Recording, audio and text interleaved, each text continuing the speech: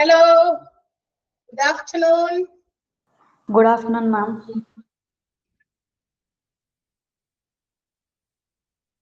Good afternoon.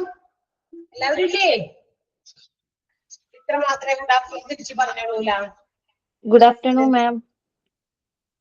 Yes, good afternoon. എല്ലാവരും ഉണ്ടല്ലോ അല്ലേ? 9, 2, 11 പേര് ക്ലാസ്സിലുണ്ട്. അപ്പൊ ഓപ്പൺ ആക്കി വെച്ചിട്ടൊക്കെ മാറിയിരിക്കുകയാണോ എന്ന് ആർക്കറിയാം. യെസ്, ഇടക്കിടക്കൊക്കെ മുഖവും അല്ലെങ്കിൽ സൗണ്ട് കേൾക്കുകയും മുഖം കാണുകയൊക്കെ ചെയ്യാട്ടെ ഇടയ്ക്ക് അറ്റ് ദ ബിഗിനിങ്. ലാസ്റ്റ് നിങ്ങളോട് ഇങ്ങനെ സംശയങ്ങളൊന്നും ഉണ്ടാവും ചോദിക്കുമ്പോൾ ഇരിക്കാന്ന് പറയുന്നതാണ് നമ്മൾ എങ്ങനെ ക്ലാസ്സിൽ എടുത്ത് പോകും. അല്ലെങ്കിൽ ഒരു 5 minutes ഒക്കെ നമുക്ക് എന്തെങ്കിലുമൊക്കെ നിങ്ങൾക്ക് സംശയം പറഞ്ഞു തരാൻ എടുക്കാറുണ്ട്. പക്ഷെ അതിന്റെ ആവശ്യം വരാറില്ല. അതുകൊണ്ട് അങ്ങനെ എടുത്തു പോകും. 30 ആകുന്നത് വരെ, 1:30 എന്നുള്ളത് 2:30 ആകുന്നത് വരെ ഇങ്ങനെ കണ്ടിന്യൂസ് ക്ലാസ് പോകും. നിങ്ങൾ എന്തെങ്കിലുമൊക്കെ ഉണ്ടെങ്കിൽ പറയണം, പറഞ്ഞാലേ നമ്മൾ അറിയുള്ളൂ. ഏകദേശം ക്വസ്റ്റ്യൻസ് ഒക്കെ തീരാറായിക്കൊണ്ടിരിക്കുകയാണ്. Yes, and the last class we have started a new topic, that is medical equipments, right? ശരിയല്ലേ? മെഡിക്കൽ എക്യുപ്മെന്റ് എന്ന് പറഞ്ഞ ചാപ്റ്റർ ആണ് നമ്മൾ എടുത്തത്. And also we have already discussed about 7 medical equipments, അല്ലെ? 7 മെഡിക്കൽ എക്യുപ്മെന്റ് നമ്മൾ പരിചയപ്പെട്ടോ? 7 തന്നെയല്ലേ?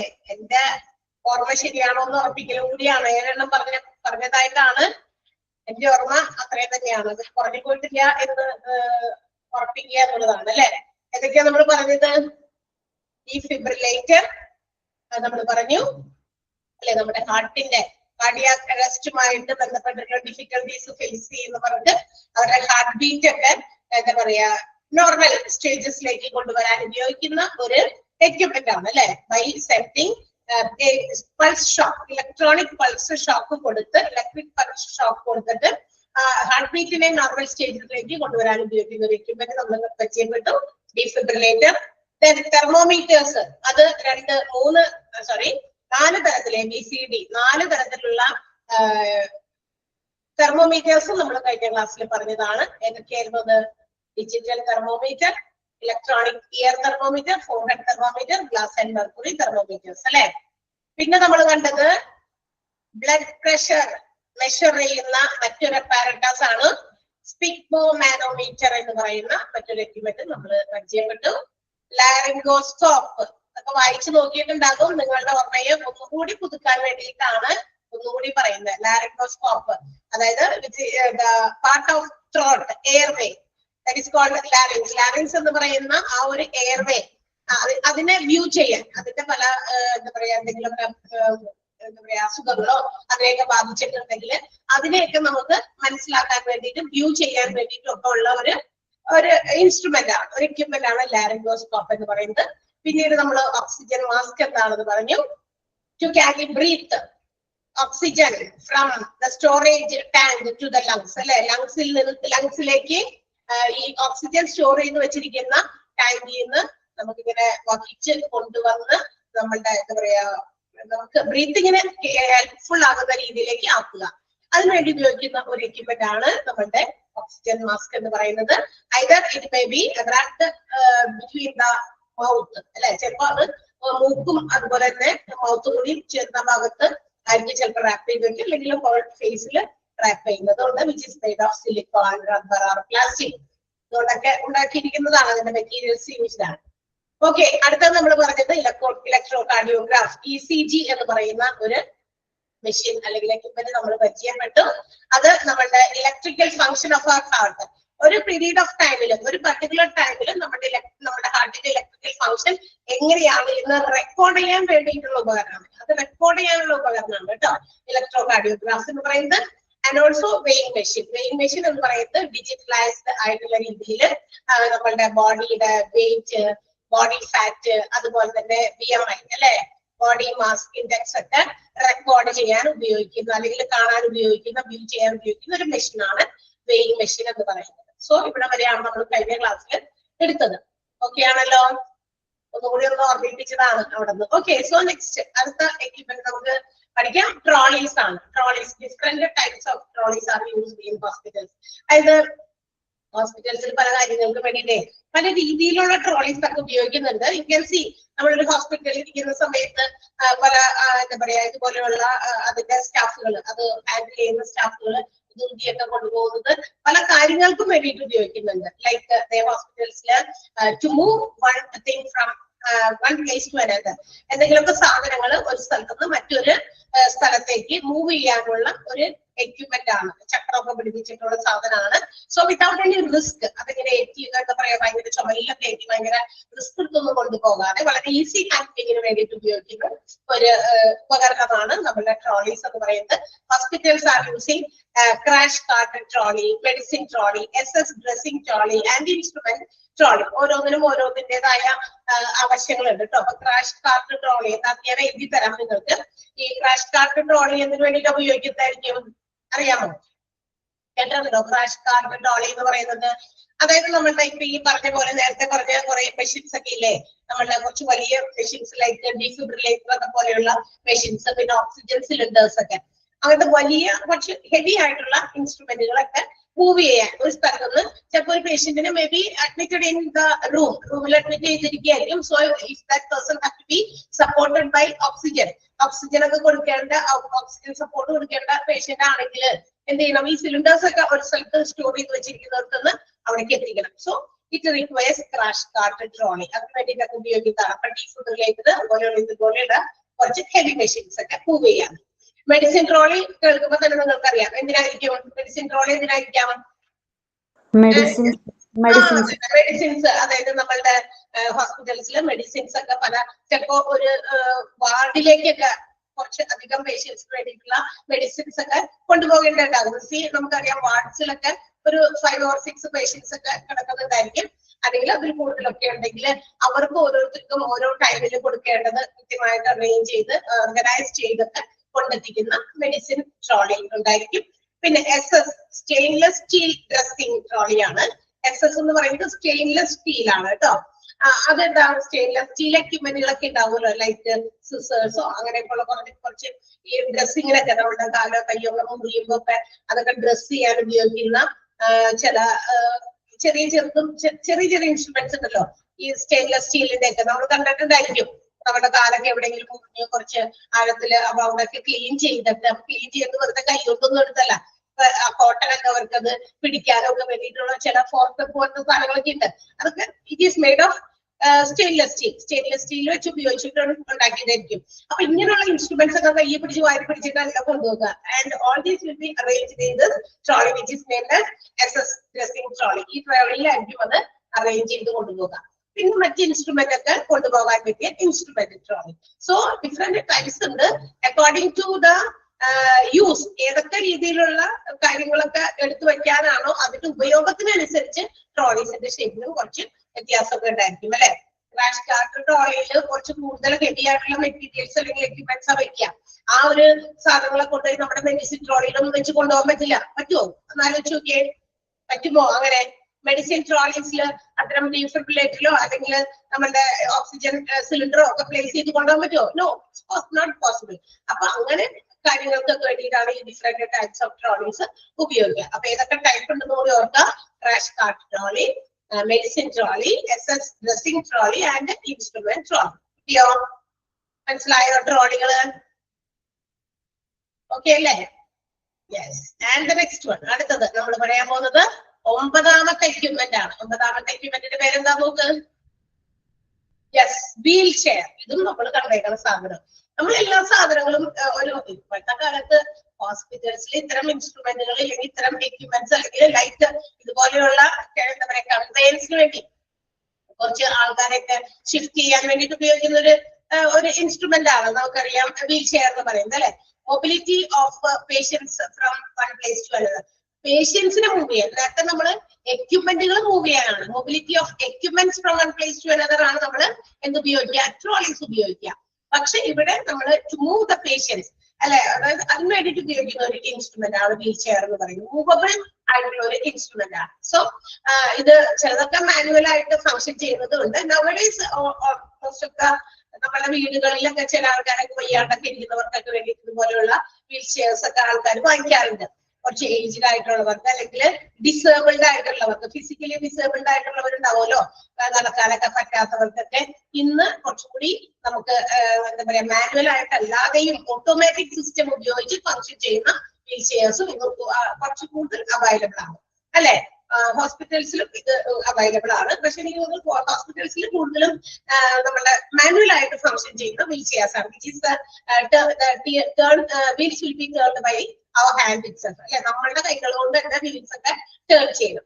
മറ്റേത് ഓട്ടോമാറ്റിക്കലി അങ്ങനെയല്ല, റിമോട്ടോ അല്ലെങ്കിൽ ഒരു സ്വിച്ച് ഉണ്ടായിരിക്കും, റിമോട്ടോ അല്ലെങ്കിൽ സ്വിച്ച് ഒക്കെ അതുപോലെ തന്നെ ഉണ്ടായിരിക്കും. അപ്പൊ അതനുസരിച്ച് നമുക്ക് അതില് പ്രസ് ചെയ്തിട്ട് മുളക്കി അത് തിരിക്കുകയൊക്കെ ചെയ്യാൻ പറ്റും. അതൊക്കെ നമ്മുടെ വീടുകളിൽ ഉപയോഗിക്കുന്ന വീൽ ചെയർസ് ആണ്. സോ ഇങ്ങനെയുള്ള വീൽ ചെയർസ് ഹോസ്പിറ്റൽസിൽ for which type of patients are used? ഏത് തരത്തിലുള്ള ആളുകൾക്കായിരിക്കും? who are having walking difficulty അല്ലെ, കുറച്ച് നടക്കാൻ ബുദ്ധിമുട്ടുള്ളവർക്ക്, ബിക്കോസ് ഓഫ് ദെയർ ഇൽനെസ് അല്ലെ, അവരുടെ രോഗങ്ങൾ കൊണ്ട് നടക്കാൻ പാടില്ലാത്തവർക്കോ, അല്ലെങ്കിൽ ഫിസിയോളജിക്കൽ ആയിട്ട് ഫിസിക്കൽ ആയിട്ടുള്ള ഇഞ്ചുറിയോ ഡിസബിലിറ്റിയോ ഒക്കെ ഉള്ളവർക്ക് വേണ്ടിയിട്ടാണ് this type of wheelchairs are used in hospitals. Clear ആയോ? മനസ്സിലായോ? വീൽ ചെയർ എന്തെങ്കിലും സംശയമുണ്ടോ? സിമ്പിൾ ആണ്, സിമ്പിൾ സാധനമാണ്. ഓക്കെ, മനസ്സിലായില്ല എന്നാണോ? ഡൗട്ട് ഇല്ല എന്നാണ് പറഞ്ഞത്. ഡൗട്ട് ഇല്ല എന്നാണ്. ഓക്കെ ഓക്കെ, അപ്പൊ ഒന്ന് വായിച്ചുകൂടി നോക്കുക കേട്ടോ. അതിലേക്ക് ഇങ്ങനെ കണ്ടുപിടിച്ച് വായിക്കുക. നിങ്ങൾക്ക് അവിടെ എന്താ എഴുതിയിരിക്കുന്നതെന്ന് നമ്മൾ സെന്റൻസ് വായിക്കുന്നില്ല, നിങ്ങൾ വായിക്കേണ്ടവരാണ്. നമ്മൾ വായിച്ചാൽ ടീച്ചർ വായിച്ചല്ലോ എന്ന് വിചാരിച്ച് സമാധാനിക്കുന്നത് വേണ്ട. നിങ്ങൾ സ്വന്തമായിട്ട് വായിക്കുക. ടീച്ചർ വായിച്ചിട്ട് ടീച്ചർക്ക് മനസ്സിലായ കാര്യങ്ങളാണ് നമ്മൾ എന്ത് ചെയ്യാ ക്ലാസ്സിൽ എടുക്കുന്നത് അല്ലെ. അപ്പൊ അത് നോക്കി നിങ്ങൾ വായിച്ചാലാ നിങ്ങൾക്ക് ക്വസ്റ്റ്യൻസിന്റെ ആൻസർ ചെയ്താൽ പറ്റുള്ളൂ. കാരണം നമ്മുടെ ക്വസ്റ്റ്യൻ പേപ്പറിന്റെ സ്റ്റൈൽ അറിയാം, ഒബ്ജക്റ്റീവ് ടൈപ്പ് ക്വസ്റ്റ്യൻ ആണ്. അപ്പൊ ഓരോ സെന്റൻസ് വായിച്ചു നോക്കിയാലാ ചില പോയിന്റ്സ് നമുക്ക് സ്ട്രൈക്ക് ചെയ്ത് നമ്മുടെ മനസ്സിൽ ഇരിക്കുള്ളൂ. മനസ്സിലായി? അല്ലാത്ത മറ്റേ ടൈപ്പ് ഓഫ് ക്വസ്റ്റ്യൻ ആണെങ്കിൽ 2 മാർക്കിന്റെ ക്വസ്റ്റ്യൻ, 4 മാർക്കിന്റെ ക്വസ്റ്റ്യൻ, 5 മാർക്കിന്റെ ക്വസ്റ്റ്യൻ, 15 മാർക്കിന്റെ എസ്സേ ക്വസ്റ്റ്യൻ ഒക്കെ ആണെങ്കിൽ നമുക്ക് തട്ടിവിടാം. ഇങ്ങനെ നമുക്ക് മനസ്സിലായ കാര്യങ്ങളൊക്കെ ഓർത്തെടുത്ത് എഴുതാം. പക്ഷെ ഒബ്ജക്റ്റീവ് ടൈപ്പിന് കറക്റ്റ് ആൻസർ ഫിറ്റ് ആകുന്നത് ഏതാണോ അത് തന്നെ അവിടെ എഴുതേണ്ടി വരും അല്ലെ. അല്ലെങ്കിൽ ഉത്തരം തിരിക്കും ഇല്ലേ? അങ്ങനല്ലേ? കറക്റ്റ് ഫിറ്റിംഗ് ആൻസർ തന്നെ കൊടുക്കണം. നമ്മളുടെ ഊഹാപോഹങ്ങളൊന്നും വെച്ചിട്ട് ഒരു ആൻസർ പറ്റില്ല. എന്താണോ ചോദ്യകർത്താവ് ഉദ്ദേശിക്കണേ അതിന് കൃത്യമായിട്ട് ആൾ ഉദ്ദേശിച്ച ഉത്തരം അവിടെ വരണം. റൈറ്റ് അല്ലെ? അതാണ് അപ്പോഴാണ് ശരിയാകുന്നത്. അപ്പൊ അത് വരണമെന്നുണ്ടെങ്കിൽ ഈ ബുക്കിലുള്ളതൊക്കെ ആയിരിക്കുള്ളൂ കറക്റ്റ് വേർഡ് വരുന്നത്, കൊടുത്തിരിക്കുന്ന ക്വസ്റ്റ്യന്റെ ആൻസർ ആയിട്ട് വരിക. പക്ഷെ ആ വേർഡ് തന്നെ വേണം അല്ലെ. ഇതായാലും കുഴപ്പമില്ലല്ലോ എന്ന് നമ്മൾ ചിന്തിക്കാൻ പാടില്ല. ഓക്കെ, സോ അടുത്ത നമ്മൾ പഠിക്കാൻ പോകുന്നത് 10ാമത്തെ equipment ആണ്. That is called stretchers. Stretchers എന്താ? It's also used for carrying patients അല്ലെ, who need medical care. ഇപ്പൊ നമുക്ക് എന്താ പറയാ വീടുകളിൽ നിന്ന് ഹോസ്പിറ്റൽസിലേക്ക് വല്ല പേഷ്യൻസിനൊക്കെ ഇങ്ങനെ എമർജൻസി സിറ്റുവേഷൻസിലൊക്കെ കൊണ്ടുവരാറുണ്ട്. So from the front area of the hospital sometimes the patients have to be shifted to the emergency department or elsewhere. എവിടേക്കാണോ കൊണ്ടുപോകേണ്ടതെന്ന് വെച്ചാൽ അങ്ങോട്ടേക്ക് മാറ്റേണ്ടി വരും. ചിലപ്പോൾ നമ്മൾ വണ്ടിക്കകത്ത് കാറിലോ ഒക്കെ എടുത്ത് ഭയങ്കര എമർജൻസി രീതിയിൽ ഒരു പേഷ്യന്റിനെ കൊണ്ടുവരുമ്പോ ഇവരെ ഇങ്ങനെ തൂക്കി എടുത്തോണ്ടൊന്നും പോകാൻ പറ്റില്ല. സോ ഫോർ ദാറ്റ് പർപ്പസ് അപ്പൊ അതിന് വേണ്ടിയിട്ട് ആ വണ്ടിയുടെ അടുത്തേക്ക് ഉന്തി കൊണ്ടുവന്ന് അതിനകത്ത് കിടത്തിയിട്ടാണ് എവിടേക്കാണോ കൊണ്ടുപോകേണ്ടത്, എമർജൻസി ഡിപ്പാർട്ട്മെന്റിൽ കൊണ്ടുപോകണോ, ഓപ്പറേഷൻ തിയേറ്ററിൽ കൊണ്ടുപോകണോ, എവിടേക്കാണെന്ന് വെച്ചാൽ പെട്ടെന്ന് ഷിഫ്റ്റ് ചെയ്യാൻ വേണ്ടിയിട്ട് ഉപയോഗിക്കുന്ന ഒരു ഇൻസ്ട്രുമെന്റ് ആണ് നമ്മുടെ സ്ട്രെച്ചർ അല്ലെ. അതും ഒരു വീൽഡ് ആണ്, അതിന് ചക്രമൊക്കെ ഉണ്ട്. So it can be moved easily. Wheels ഒക്കെ ഉള്ളതുകൊണ്ട് നമുക്ക് എളുപ്പം എന്ത് ചെയ്യാം, മൂവ് ചെയ്തൊക്കെ കൊണ്ടുപോകാൻ പറ്റും.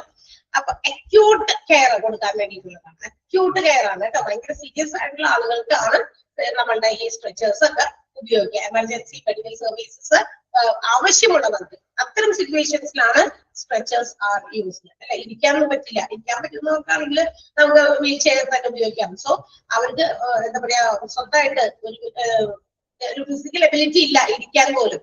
So in that situations we have to use the stretchers to carry the patients in medical emergency services. Okay, പെട്ടെന്നുള്ള മെഡിക്കൽ എമർജൻസി സർവീസസ് പ്രൊവൈഡ് ചെയ്യാനാണ് സ്ട്രെച്ചേഴ്സ് ഉപയോഗിക്കുക. ക്ലിയർ ആയോ? നമ്മളൊരു ഹോസ്പിറ്റൽ അഡ്മിനിസ്ട്രേറ്റർ ആകാൻ വേണ്ടിയിട്ട് പഠിക്കുന്നവരാണ്. ഹോസ്പിറ്റൽ അഡ്മിനിസ്ട്രേറ്റർ ആകാൻ പഠിക്കുന്നവർക്ക് at least they have to know what are the different equipments which are used in a hospital അല്ലെ. ഫോർ ദ കൺവീനിയൻസ്, സൗകര്യങ്ങൾക്ക് വേണ്ടിയിട്ട് ഏതൊക്കെ തരത്തിലുള്ള ഉപകരണങ്ങൾ ഹോസ്പിറ്റൽസിൽ ഉപയോഗിക്കുന്നു നമ്മൾ അറിഞ്ഞിരിക്കണം. ഇതൊക്കെ നമ്മളെ പറഞ്ഞില്ലായിരുന്നെങ്കിൽ എന്ത് പറ്റും? ഹോസ്പിറ്റൽസിൽ ചെന്നു, ഹോസ്പിറ്റൽ അഡ്മിനിസ്ട്രേറ്റർ ആയിട്ട് ജോലിക്കൊക്കെ കയറി, അല്ലെങ്കിൽ ഏതെങ്കിലും പെർട്ടിക്കുലർ ഡിപ്പാർട്ട്മെന്റിൽ കയറി എന്ന് വിചാരിക്കാം. With your hospital administration certificate നിങ്ങൾ കയറി എന്ന് വിചാരിക്കാം. ഇൻഷുറൻസ് വിഭാഗത്തിലൊക്കെ നമുക്ക് ജോലി കിട്ടും. ഹോസ്പിറ്റൽസിലൊക്കെ ഇന്ന് ഇൻഷുറൻസ് എന്ന് പറയുന്ന ഒരു ഡെസ്ക് ഉണ്ട്. അപ്പൊ അവിടെ നമുക്ക് ജോലി കിട്ടാൻ സാധ്യതയുണ്ട് അല്ലെ? അതുപോലെ വേണമെങ്കിൽ ചിലപ്പോൾ നമ്മൾ ഇഫ് യു ആർ ഇൻട്രസ്റ്റഡ് ചിലപ്പോൾ ഫ്രണ്ട് ഓഫീസിലോ അങ്ങനെയൊക്കെ ചിലപ്പോ അങ്ങനത്തെ ചിലപ്പോൾ തുടക്കമൊക്കെ അങ്ങനെയൊക്കെ ആയിരിക്കുമ്പോൾ അങ്ങനെ ഇൻട്രസ്റ്റഡ് ആണെങ്കിൽ അവര് അങ്ങനെ തരുമ്പോൾ നമ്മൾ അറ്റ്ലീസ്റ്റ് ഇന്ന മെഷീൻ ഏതാണ്, ഇന്ന എക്യുപ്മെന്റ് വേണം, പെട്ടെന്നൊന്ന് അറിയിക്കുക, അവിടെ എത്തിക്കുക, അങ്ങനെ ആ ഒരു ഇൻഫർമേഷൻ പാസ് ചെയ്യുന്ന പറഞ്ഞാൽ അത് നമ്മൾ കൊണ്ടുവരാനോ അത് കൊണ്ടുവരാനുള്ള ഒരു സൗകര്യം ഒരുക്കാനും നമ്മളെ കൊണ്ട് പറ്റണം. So if we are not aware of the equipment, ഇപ്പൊ നമുക്ക് ആ എക്യുപ്മെന്റ് ഏതാണെന്ന് അറിയില്ല എങ്കിലോ, നമുക്ക് അതിനെ കുറിച്ച് അറിയില്ലെങ്കിലോ ഭയങ്കര ബുദ്ധിമുട്ടായിരിക്കും അല്ലെ? അതുകൊണ്ടാണ് നിങ്ങൾ ഈ മെഷീൻസും എക്യുപ്മെന്റ്സ് ഒക്കെ അറിഞ്ഞിരിക്കണോ എന്ന് പറയുന്നത്. ഓക്കെ, സ്ട്രെച്ചേഴ്സ് മനസ്സിലായി അല്ലെ? അടുത്തത് സക്ഷനിങ് മെഷീനാണ്. സക്ഷൻ, സക്ക് ചെയ്യാന്ന് പറഞ്ഞാൽ എന്താ? സക്ക് ചെയ്യാം. സക്ക് ചെയ്യാന്ന് പറഞ്ഞാൽ എന്താ? വലിച്ചെടുക്കുക അല്ലെ? യെസ്, വലിച്ചെടുക്കുന്ന ഒരു തരം മെഷീനാണ്. Have you seen this? Anybody? ആരെങ്കിലും കണ്ടിട്ടുണ്ടോ? ഇങ്ങനത്തെ സക്കിംഗ് മെഷീൻസ് കണ്ടിട്ടുണ്ടോ? യെസ്, അതെ. ഇപ്പൊ എന്താ പറയാ, ഒരു ആളുകളുടെ ചില ആളുകൾക്ക് may not be able to എന്താ പറയാ ഇപ്പൊ തൊണ്ടയിലൊക്കെ വല്ലതൊക്കെ ഇങ്ങനെ കുടുങ്ങുമ്പോ, അല്ലെങ്കിൽ ഇപ്പൊ ലൈക്ക് ഇപ്പൊ കഫൊക്കെ വരുമ്പോ, ചുമയൊക്കെ വരുമ്പോ അതിനകത്തൊക്കെ അവിടെയൊക്കെ ഒരു ഫ്ലൂയിഡ്സ് ഒക്കെ വരുമല്ലോ. അപ്പൊ അതൊക്കെ സ്വന്തമായിട്ട് അത് പുറത്തേക്ക് കളയാനായിട്ട് അവർക്ക് പറ്റുന്നില്ല. അത്തരം ഫിസിക്കൽ കണ്ടീഷൻ ഇല്ലാത്ത ചില ആളുകള് ലൈക്ക് ജന്മനാ തന്നെ ആ എയർവേക്കൊക്കെ എന്തെങ്കിലും പ്രശ്നങ്ങൾ കൊണ്ട് എന്താ പറയാ ഇങ്ങനെ ബെഡ്രിഡനായിട്ടുള്ള കുട്ടികളൊക്കെ ഉണ്ടായിരിക്കും. അങ്ങനത്തെ ആളുകൾക്ക്, അല്ലെങ്കിൽ വയസ്സായിട്ട് ബെഡ്രിഡനായിട്ട് കിടക്കുന്ന ആളുകൾക്ക്, സോ അവർക്ക് നമ്മുടെ ഈ തൊണ്ടയിലൊക്കെ തങ്ങുന്ന എയർ പാസേജിലൊക്കെ തടങ്ങുന്ന ഫ്ലൂയിഡ്സിനെ ഒന്നും പുറത്തേക്ക് കളയാൻ അവർക്ക് അറിയില്ല. അപ്പൊ അങ്ങനെ അവിടെ കിടക്കും. അപ്പൊ അതിങ്ങനെ ഒരു ഭയങ്കരമായ ഒരു വെറുതെ കിടക്കുന്ന ആളുകളാണെങ്കിൽ ഒരു തരം സൗണ്ട് ഉണ്ടാക്കും. സൗണ്ട് തന്നെ വരും അത് അവിടെ നിന്ന്, മനസ്സിലായോ? കാരണം അവിടെ അങ്ങനെ ഫ്ലൂയിഡ് ഇങ്ങനെ കെട്ടിക്കിടന്നിട്ടാണ് അങ്ങനെ വരെ. So in order to suck that fluid from a person's airway or mouth, വായിക്കകത്തുനിന്നോ അല്ലെങ്കിൽ എയർ പാസേജിൽ നിന്നോ ഒക്കെ ഇതുപോലെയുള്ള ഫ്ലൂയിഡ്സുകൾ എന്താണ് ഇത് വലിച്ചെടുക്കാൻ ഉപയോഗിക്കുന്ന ഒരു മെഷീനാണ്. അത് നമ്മുടെ ഹോസ്പിറ്റൽസിൽ ഉപയോഗിക്കുന്ന ഒരു മെഷീനാണ് സക്ഷനിങ് മെഷീൻ എന്ന് പറയുന്നത്. അത് എളുപ്പമാണ്. അത് പെട്ടെന്ന് അത് ഇങ്ങനെ വലിച്ചെടുത്ത് കഴിഞ്ഞാൽ കുറച്ചു നേരത്തേക്ക് പിന്നെ ഓക്കെ ആയിരിക്കും. അതുകൊണ്ട് ഏറ്റവും കൂടുതൽ ഇങ്ങനെ വെള്ളം അങ്ങനെ ഫ്ലൂയിഡുകളൊക്കെ തങ്ങിയാൻ സാധ്യതയുള്ള ഒരു സ്ഥലമാണ് നമ്മളുടെ ഈ മൗത്ത്, അതുപോലെ തന്നെ എയർവേസ് ഒക്കെ. If you are laying down like that, അങ്ങനെ കിടക്കുകയാണെങ്കിൽ അങ്ങനെ ഓടിച്ചാണ് നടക്കുമ്പോഴത്തെ കാര്യമില്ല. അപ്പൊ നമുക്കറിയാം, നമുക്കത് താഴോട്ടേക്ക് അത് ഇറക്കണം എന്നറിയാം, അല്ലെങ്കിൽ അത് സ്പിറ്റ് ചെയ്ത് കളയണം, തുപ്പി കളയണം എന്നറിയാം. പക്ഷേ if they are not able to do that, അത് അങ്ങോട്ട് താഴോട്ട് ഇറക്കാനോ പുറത്തേക്ക് തുപ്പി കളയാനോ പറ്റാത്തവരുണ്ട്. അങ്ങനത്തെ സ്റ്റേജിൽ കിടക്കുന്നവർക്ക് വേണ്ടിയിട്ടാണ് ഈ ഒരു മെഷീൻ ഉപയോഗിക്കുക കേട്ടോ. അപ്പൊ ഹോസ്പിറ്റൽസ് മെഡിക്കൽ ഫീൽഡ് ഉപയോഗിക്കുന്ന ഒരു മൂവബിൾ ഇൻസ്ട്രുമെന്റ് തന്നെയാണ്. It also can be moved from one place to another. അതായത് സ്ഥലത്ത് വേറെ സ്ഥലത്തൊക്കെ നീക്കിയൊക്കെ വെക്കാം, ഹാൻഡിൽ ചെയ്യാൻ എളുപ്പമാണ്. അപ്പൊ ഈ ഫ്ലൂയിഡ്സ് സക്ക് ചെയ്യാൻ വേണ്ടിയിട്ടാണെന്നുള്ള കാര്യം ഓർത്തിരിക്കുക. From the airway and also mouth, വായിലും വെള്ളം ഇങ്ങനെ തള്ളുമ്പോൾ അപ്പോഴും അങ്ങനെ സക്ക് ചെയ്യാറുണ്ട് അല്ലെ? നമ്മള് പല്ലിന്റെ പ്രശ്നമൊക്കെ ആയിട്ട് പോകില്ലേ? പല്ലിന്റെ പ്രശ്നമൊക്കെ ആയിട്ട് ഡെന്റിസ്റ്റിന്റെ അടുത്ത് പോകുമ്പോ പോയിട്ടുണ്ടല്ലോ അല്ലെ? എല്ലാവരും പോയിട്ടുണ്ടായിരിക്കും. ചിലപ്പോ നമ്മളുടെ പല്ല് ക്ലീൻ ചെയ്യാനായിരിക്കാം, അല്ലെങ്കിൽ എന്താ പറയാ പല്ലെടുക്കാനായിരിക്കാം, അതല്ലെങ്കിൽ എന്താ പറയാ റൂട്ട് കനാൽ പോലുള്ള കാര്യങ്ങളൊക്കെ ചെയ്യാനൊക്കെ ആയിരിക്കാം. ഇതൊക്കെ നമ്മൾ പോകുമ്പോ എന്താണ് ഈ സാധനം, ഇങ്ങനത്തെ ഒരു സാധനം ചെറുത് നമ്മളുടെ ഡെന്റിസ്റ്റിന്റെ കയ്യിലുണ്ട്. അവര് മൗത്തൊക്കെ വാഷ് ചെയ്യുന്ന സമയത്ത്, ടീത്തൊക്കെ ക്ലീൻ ചെയ്യുന്ന സമയത്ത് ഈ വെള്ളം നമ്മളുടെ വായിൽ വരുമല്ലോ, വെള്ളം പമ്പ് ചെയ്യുമ്പോൾ കുഞ്ഞ് ഇത് വെച്ച് അത് ഇതുപോലെ തന്നെ വായിക്കാത്തൊക്കെ വരുമ്പോ അതിനെ സക്ക് ചെയ്ത് കളയുന്ന ഒരു കുഞ്ഞു മെഷീൻ ഉണ്ട് പോലത്തെ അല്ലെ? ചെറുതാണ് അത് വായുടെ ഇവിടെ മാത്രം ഉപയോഗിക്കുള്ളൂ. അത് സക്ക് ചെയ്ത് ആ വെള്ളം അവിടെ ഇരിക്കുമ്പോൾ they cannot do perform their activities. Dentist എന്താണ് ഉദ്ദേശിക്കുന്നത്? വെള്ളത്തിൽ അങ്ങനെ ചെയ്യാൻ പറ്റില്ലല്ലോ.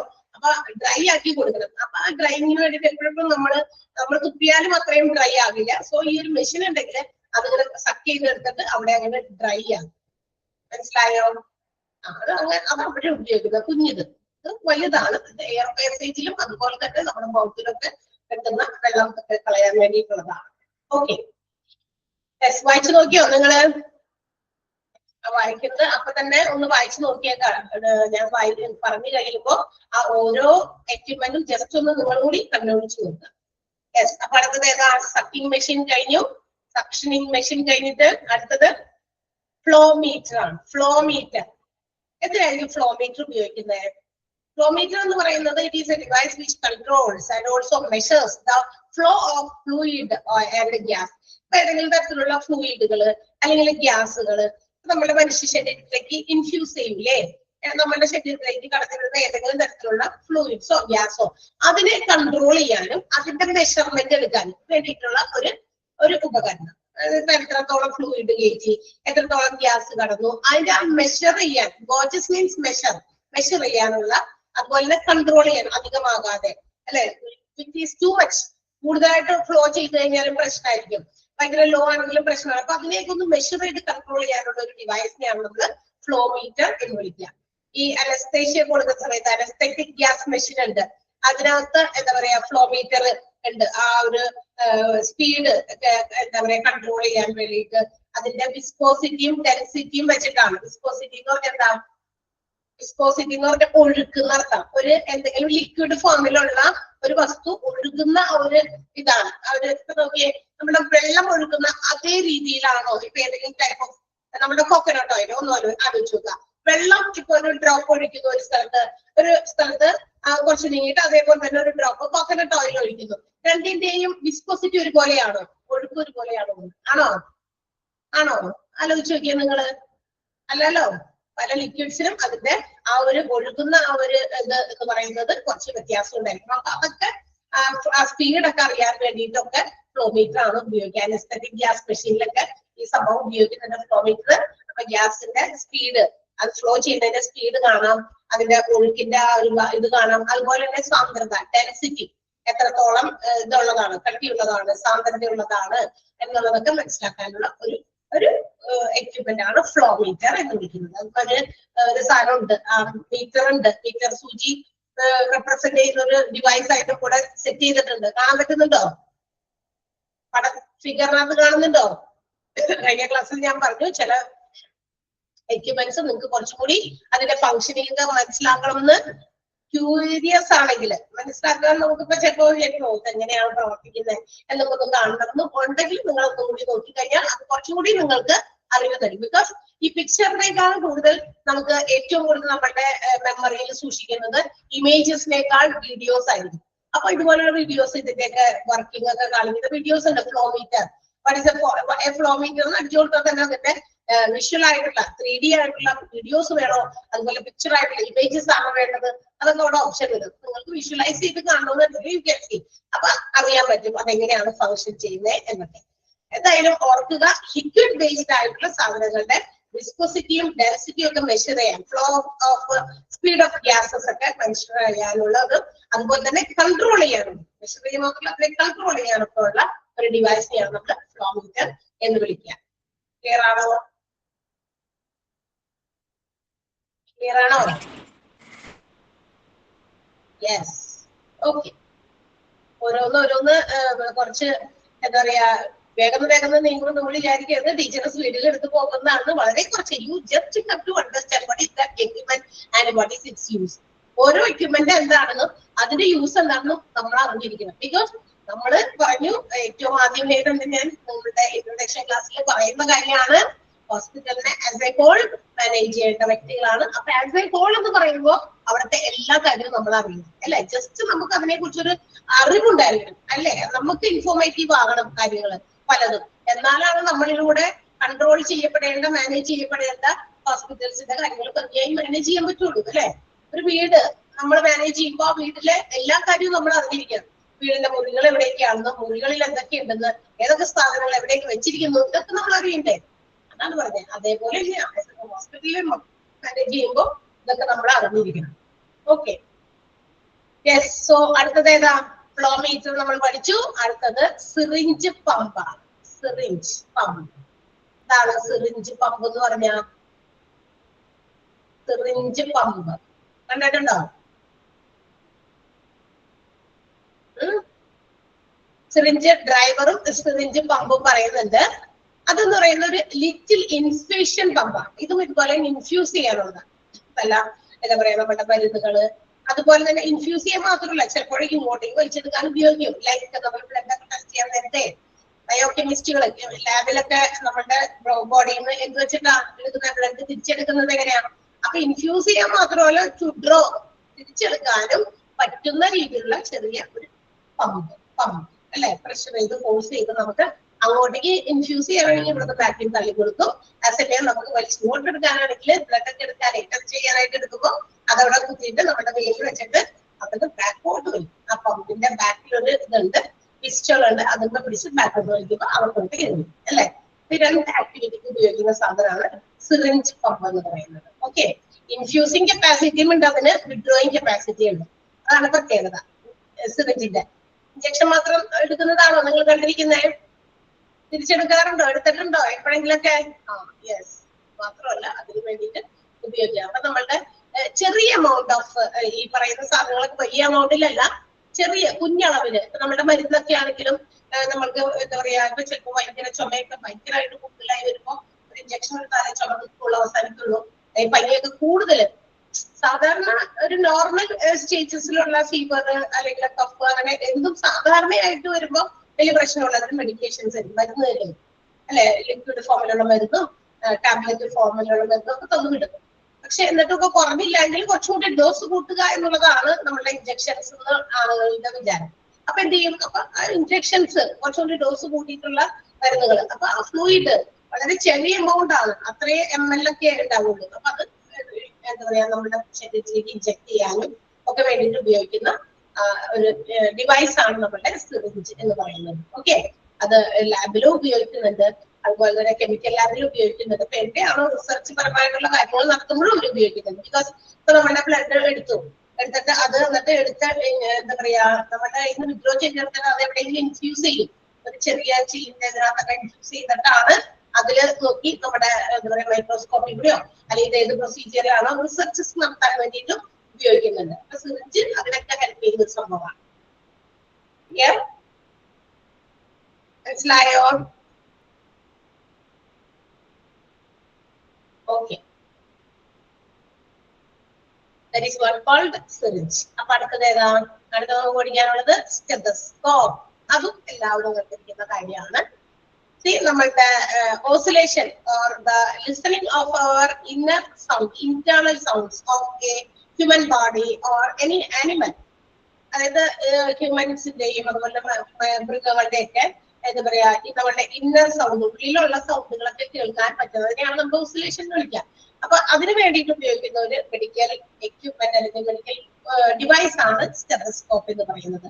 ഓസിലേഷന്റെ മീനിങ് അത് തന്നെയാണ് കേട്ടോ. നമ്മളുടെ എന്താ പറയാ ഉള്ളിലുള്ള ഇന്റേണൽ സൗണ്ട്സ് ഒക്കെ ചെക്ക് ചെയ്യാൻ വേണ്ടി വരുന്ന ഒരു ആ ഒരു രീതി, ആ ഒരു പ്രാക്ടീസിനെയാണ് നമ്മൾ ഓസിലേഷൻ എന്ന് വിളിക്കുക. ഓക്കെ, ആ എന്താ പറയാ process of listening to the inner sounds of human body or any animal. അനിമൽസിന്റെ ഹ്യൂമൻ ബോഡിയുടെ ഇന്നർ സൗണ്ടുകൾ കേൾക്കാനൊക്കെ ഉപയോഗിക്കുന്ന ആ ഒരു പ്രോസസ്, അതിനുവേണ്ടി ഉപയോഗിക്കുന്ന ഒരു ഡിവൈസ് ആണ്, മെഡിക്കൽ ഡിവൈസ് ആണ് സ്റ്റെതസ്കോപ്പ് എന്ന് പറയുന്നത്. ഇനി അതിന് എന്താ പറയാ അതിന്റെ ഒരു ഷേപ്പ് എന്ന് പറയുന്നത് ചെറിയ ക്ലാസ്സിലൊക്കെ നമുക്ക് ഈ സ്റ്റെതസ്കോപ്പ് ഒക്കെ ഉണ്ടാക്കുന്നതിന് വേണ്ടിയിട്ടൊക്കെ കാണിക്കുന്നതൊക്കെ ഉണ്ട് അല്ലെ, ചെറിയ ക്ലാസ്സിൽ സയൻസ് ക്ലാസ്സിലൊക്കെ. ഓക്കെ, അതിന് ഒരു ഏറ്റവും മുമ്പിൽ അതിനൊരു എന്തായിരിക്കും ഒരു ഡിസ്ക് ഷേപ്ഡ് ആയിട്ടുള്ള ഒരു സോണേറ്റർ ഉണ്ടായിരിക്കും. അതാണ് നമ്മുടെ ഹാർട്ടിന്റെ ഇവിടെയൊക്കെ വെച്ചിട്ട് അല്ലെ, ചെസ്റ്റിന്റെ അവിടെ വെച്ചിട്ട് ഹാർട്ടിൽ നിന്നുള്ള സൗണ്ടുകൾ കേൾക്കാൻ വേണ്ടിയിട്ട്. ഇനി ഇതിനെ എന്താ പറയാ ഒരു രണ്ട് ട്യൂബുകളുമായിട്ട് കണക്ട് ചെയ്തിട്ടുണ്ടായിരിക്കും. ഒരു വലിയ ഇത് വെച്ചിട്ട് രണ്ട് ഇയർ പീസസിനോട് കണക്ട് ചെയ്യുന്ന രീതിയിൽ ഒരു രണ്ട് ട്യൂബ് കണക്ട് ചെയ്തിട്ടുണ്ട്. ഓക്കെ, ഇത് കണക്ട് ചെയ്ത് ഇവിടെ വെക്കുമ്പോഴാണ് നമ്മളുടെ സൗണ്ട്, ഹാർട്ടിലുള്ള സൗണ്ട് നമുക്ക് എന്ത് ചെയ്യാം, ഈ ഡിസ്ക് ഷേപ്ഡ് ആയിട്ടുള്ള റിസോണറേറ്ററി കൂടി എന്ത് ചെയ്യുന്നത് കേട്ടിട്ട് അത് നമ്മുടെ ചെവിയിലേക്ക് എത്താം. മനസ്സിലായോ സ്റ്റെതസ്കോപ്പ്? അപ്പൊ അതൊരു ഓഡിറ്ററി മെഡിക്കൽ ഡിവൈസ് ആണ്. കേട്ടിട്ട് നമ്മുടെ ഹാർട്ടിന്റെ ബീറ്റ്സോ അല്ലെങ്കിൽ അതിന്റെ ഇറഗുലാരിറ്റിയോ ഒക്കെ കേൾക്കാൻ വേണ്ടിയിട്ടാണ് ഈ ഒരു സാധനം ഉപയോഗിക്കുക. എല്ലാവരുടെയും എന്താ പറയാ ചെസ്റ്റിൽ വെച്ചിട്ട് ഇതൊക്കെ എപ്പോഴും എല്ലാവർക്കും എക്സ്പീരിയൻസ് ചെയ്യുന്ന ഒരു എക്യുപ്മെന്റ് ആണ് ഹോസ്പിറ്റൽസിൽ. മറ്റേത് എക്യുപ്മെന്റിനേക്കാളും ഏറ്റവും കൂടുതൽ ഉപയോഗിക്കപ്പെടുന്ന ഒരു എക്യുപ്മെന്റ് ഉപയോഗിക്കുന്ന ഒരു എക്യുപ്മെന്റ് സ്റ്റെതസ്കോപ്പ് ആണ് അല്ലെ. ചിലപ്പോ എല്ലാ മെഷീൻസും ഹോസ്പിറ്റൽസിൽ നമ്മൾ എക്സ്പീരിയൻസ് ചെയ്യുന്നുണ്ടാവില്ല. ECG മെഷീൻ എക്സ്പീരിയൻസ് ചെയ്യണമെന്ന് നിർബന്ധമില്ല അല്ലെ. അതിന്റെയൊക്കെ ആവശ്യം വരുമ്പോഴാണ് നമ്മൾ അതിനൊക്കെ നമുക്ക് ഉപയോഗിക്കേണ്ടി വരിക. അതുപോലെ സ്ട്രെച്ചേഴ്സ് ഉപയോഗിച്ചിട്ടുണ്ടാവണമെന്നില്ല എല്ലാവരും, വീൽ ചെയർസ്. പക്ഷെ സ്റ്റെതസ്കോപ്പ് മിക്കവാറും എല്ലാവരും കുഞ്ഞു വാവകൾ ജനിക്കുമ്പോൾ അല്ലെങ്കിൽ എന്താ പറയാ നമ്മൾ മരിക്കുന്നവരെ വേറെ ഹോസ്പിറ്റൽസിൽ എപ്പോഴൊക്കെ പോയിട്ടുണ്ടോ അപ്പോഴൊക്കെ ഈ സാധനം വെച്ച് ഇങ്ങനെ നോക്കിയിട്ടുണ്ടായിരുന്നു ഇല്ലേ? ഉണ്ടോ? യെസ്. അപ്പൊ ഡിസ്ക് ഷേപ്ഡ് ആയിട്ടുള്ള റിസോണേറ്ററും അതോടൊപ്പം തന്നെ രണ്ട് ട്യൂബ്സ് ഇയറിലേക്ക് കണക്ട് ചെയ്യുന്ന രണ്ട് ഇയർ പീസുകൾ, അതൊരു ട്യൂബ് വെച്ചിട്ട് ഇങ്ങനെ കണക്ട് ചെയ്തിരിക്കുകയാണ്. Okay.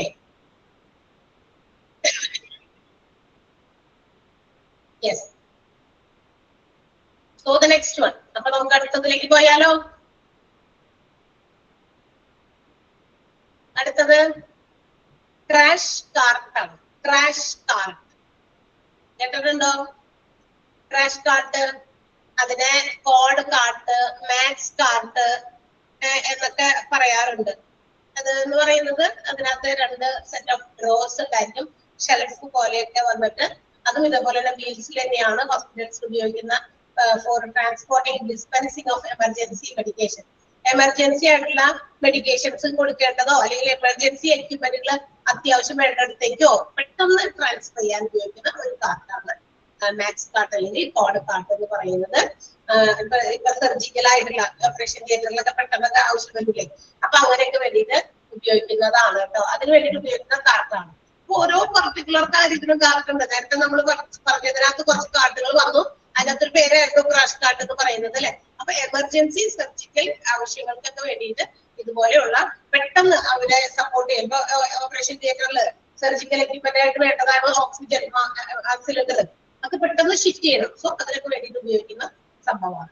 Four saving once life, ഒരു ആളുകളുടെ ജീവൻ രക്ഷിക്കാൻ വേണ്ടിയിട്ട് നമ്മളുടെ ACLS അതൊക്കെ നിങ്ങൾ കേട്ടിട്ടുണ്ടാവുമല്ലോ. പ്രോട്ടോകോൾസ് പ്രകാരം ഇതൊക്കെ ആവശ്യമുണ്ട്, ഈ ഒരു കാർട്ടും ആവശ്യമുണ്ട്. ലൈഫ് സേവിങ് ആയിട്ടുള്ള മെഷീൻസും മെഡിക്കൽ എമർജൻസി എന്താ പറയാ സർജിക്കൽ എക്യുപ്മെന്റ്സ് ഒക്കെ ഷിഫ്റ്റ് ചെയ്യാൻ വേണ്ടി ഉപയോഗിക്കുന്ന കാർട്ടാണ്. ACLS എന്ന് കേട്ടിട്ടില്ലേ? എന്തായിരുന്നു അത്? ACLS വേറെയും എവിടെയൊക്കെയോ നമ്മൾ പഠിച്ചു കേട്ടിട്ടുണ്ടാവുമല്ലോ. മെഡിക്കൽ ടെർമിനോളജി എന്ന് പറഞ്ഞ ചാപ്റ്ററിലൊക്കെ നമ്മൾ കേട്ടിട്ടുണ്ടായിരിക്കും. എന്താണ് ഓർക്കണ്ടോ ആരെങ്കിലും full form? Acute cardiac lungs syndrome ആണോ? അല്ല, തെറ്റുപോയി. അല്ലല്ലോ. വേറെ ആരെങ്കിലും കേട്ട പറയാമോ? ACLS, advanced cardiac life support കേട്ടോ. അതാണ് ഇത് എന്താ പറയാ, നമ്മളുടെ ഹാർട്ട് അറ്റാക്കുമായിട്ടൊക്കെ ബന്ധപ്പെട്ട് അവരെയൊക്കെ ലൈഫ് സപ്പോർട്ട് ചെയ്യാൻ വേണ്ടിയിട്ടൊക്കെ ഉപയോഗിക്കുന്ന എക്യുപ്മെന്റ്സ് ഒക്കെ പെട്ടെന്ന് ഡിസ്പെൻസ് ചെയ്യാൻ എന്താ പറയാ ട്രാൻസ്ഫർ ചെയ്യാനും ട്രാൻസ്പോർട്ട് ഒക്കെ ചെയ്യാൻ വേണ്ടിയിട്ട് ഉപയോഗിക്കുന്ന ഒരു കാർട്ടാണ്. ഓക്കെ. അതിന്റെ മറ്റു പേരുകളും ഓർത്തിരിക്കണേ. കോഡ് കാർട്ട്, മാക്സ് കാർട്ട് എന്നൊക്കെ പേരുണ്ട്. ക്രാഷ് കാർട്ട് ഒക്കെ തന്നെയാണ്, എല്ലാം ഒന്ന് തന്നെയാണ്. അതിനകത്ത് ട്രേസും അതുപോലെ തന്നെ ഡ്രോയേഴ്സ് ഉണ്ടായിരിക്കും, ഷെൽഫ്സ് ഉണ്ടായിരിക്കും. അതുപോലെ വീൽസിലാണ് ഇത് പ്രവർത്തിക്കുന്നത്, വീൽസിലാണ് ഇത് ഉരുട്ടിക്കൊണ്ട് പോകുന്നത്.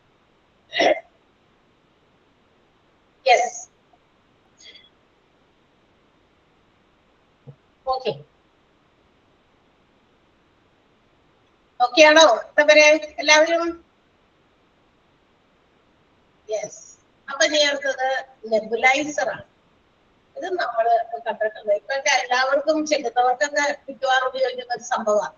ഹോസ്പിറ്റൽസിൽ ചുമയൊക്കെ അധികം വന്നു കഴിയുമ്പോ അപ്പൊ ഈ സാധനം വെച്ചിട്ട് കുറച്ചു നേരം നെബുലൈസ് ചെയ്തോളാൻ പറയല്ലേ. കാരണം കുറച്ചധികം നേരം ചുമയൊക്കെ വന്നു കഴിഞ്ഞാൽ നമുക്ക് ബ്രീത്തിങ് സഫോക്കേഷൻ വരും അല്ലേ, എന്താ പറയാ ബ്രീത്തിങ് പ്രോബ്ലംസ് വരും. നമുക്ക് സ്വന്തം ആയിട്ട് ഇങ്ങനെ ഭയങ്കര ഡിഫിക്കൽട്ടി ആയിട്ട് നമ്മൾ ഇങ്ങനെ ശ്വാസം എടുക്കും അല്ലെ, അതിനെയാണ് ശ്വാസം മുട്ടൽ എന്ന് നമ്മൾ വിളിക്കുക.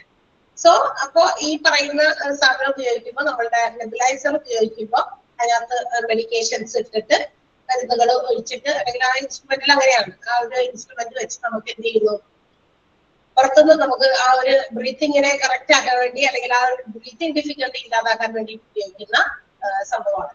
ആസ്മ പോലെയുള്ള കണ്ടീഷൻസിൽ, റെസ്പിറേറ്ററി ഡിസീസസ് വരുമ്പോൾ, ശ്വാസ സംബന്ധമായിട്ടുള്ള ഡിസോർഡേഴ്സ് രോഗങ്ങളൊക്കെ വരുമ്പോൾ അതിന്റെ ട്രീറ്റ്മെന്റിന്റെ ഭാഗമായിട്ടൊക്കെ നെബുലൈസേഴ്സ് മിക്കവാറും ഉപയോഗിക്കാറുണ്ട്. ഓക്കെ ആണല്ലോ. അതൊക്കെ നമ്മൾ മിക്കവാറും കേട്ടിരിക്കുന്നതും അല്ലെങ്കിൽ നമുക്ക് തന്നെ മനസ്സിലാകുന്നതുമായിട്ടുള്ള എക്യുപ്മെന്റ് ആണ് നെബുലൈസർ. കോമൺലി കൊച്ചുകുട്ടികളൊക്കെ ആകുമ്പോൾ ഇന്ന് ഭയങ്കരമായിട്ട് ഇതുപോലുള്ള ചുമയൊക്കെ കൂടി കഴിയുമ്പോൾ അതുങ്ങളിങ്ങനെ ശ്വാസം തടസ്സം കഫക്കെട്ടൊക്കെ വന്നു കഴിയുമ്പോൾ നമ്മള് ഹോസ്പിറ്റൽസിൽ കൊണ്ടിരുമ്പോൾ അപ്പൊ തന്നെ എല്ലാവർക്കും ചിലപ്പോഴേ ഒരു മാസ്ക് ഒക്കെ വേണമെങ്കിൽ കൊടുക്കും. അത് ഇനി അടുത്ത പ്രാവശ്യം വരുമ്പോൾ കൊണ്ടുവരണം. കാരണം ഇപ്പോഴത്തെ നമ്മുടെ ലൈഫ് സ്റ്റൈലും നമ്മൾ ജീവിക്കുന്ന എൻവയോൺമെന്റിന്റെയും കുറച്ച് അധികം പ്രശ്നമുണ്ട് അതിന്, അല്ലെ?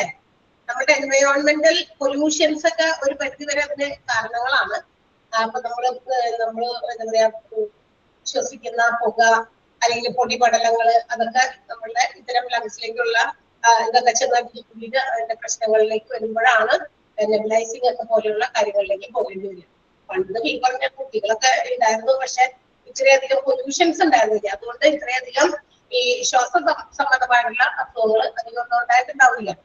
ഇതൊക്കെ ഇപ്പൊക്കെ വന്നതല്ലേ, ടെക്നോളജീസ് ഒക്കെ ഇമ്പ്രൂവ് ചെയ്തപ്പോഴല്ലേ ഈ നെബുലൈസിംഗ് ഒക്കെ വന്നേ. പണ്ടുകൂടെയും മനുഷ്യന്മാരുണ്ട്, പക്ഷെ ഇത്രയധികം മെഷീൻസുകളൊക്കെ കണ്ടുപിടിക്കാൻ തുടങ്ങിയത് കൂടുതലും ആളുകളെ എന്താ പറയാ, ഏറ്റവും കൂടുതൽ ആളുകൾക്ക് എന്താ പറയാ ലൈഫ് സേവ് ചെയ്യാൻ മാത്രമല്ല ഹെൽത്തി ആയിട്ടുള്ള ലിവിങ്ങിനും ഒക്കെ വേണ്ടിയിട്ട് ആണ് കുറെ ടെക്നോളജീസ് ഇമ്പ്രൂവ് ചെയ്ത് കൊണ്ടുവന്നപ്പോ ഇങ്ങനത്തെ കാര്യങ്ങളൊക്കെ കണ്ടുപിടിച്ചത്. Okay,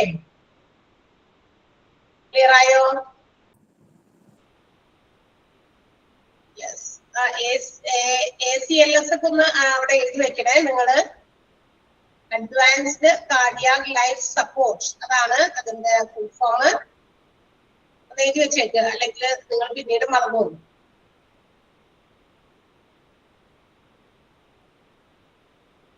ACLS.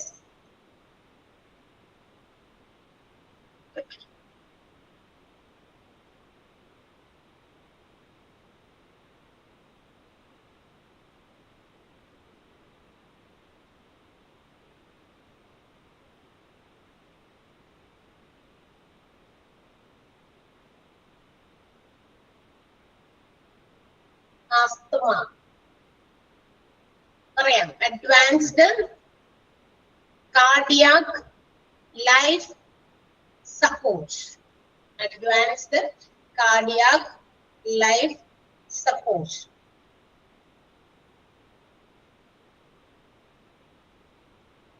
നമ്മുടെ മെഡിക്കൽ ടെർമിനോളജിയിൽ ഉണ്ടായിരുന്നു. ACLS ALS ഒക്കെ അവിടെ ഉണ്ട് എന്നാണ് എന്റെ ഒരു ഓർമ്മ, അല്ലേ? ഉണ്ടല്ലോ അല്ലെ? യെസ്.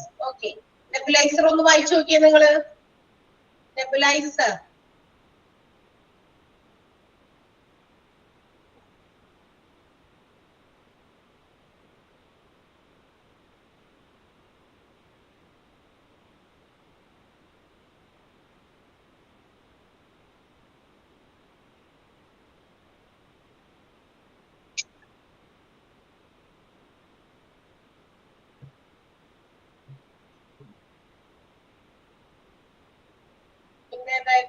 സിസ്റ്റിക് ഫൈബ്രോസിസ് എന്ന് പറയുന്ന ഒരു സുഖത്തിന്റെ കാര്യം പറയുന്നുണ്ട്. ആസ്തമ, ഇതൊക്കെ ലങ്സിന് ഉണ്ടാകുന്ന ചില പ്രശ്നങ്ങളാണ് കേട്ടോ. ജനറ്റിക് ആയിട്ട് ഉണ്ടാകുന്ന രോഗമാണ് സിസ്റ്റിക് ഫൈബ്രോസിസ് എന്ന് പറയുന്നത്.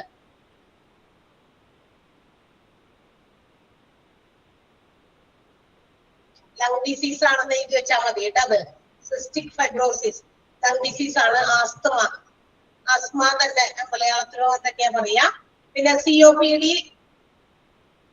കേട്ടിട്ടുണ്ടല്ലോ, അതും നമ്മൾ മെഡിക്കൽ ടെർമിനോളജിയിലുണ്ടല്ലോ.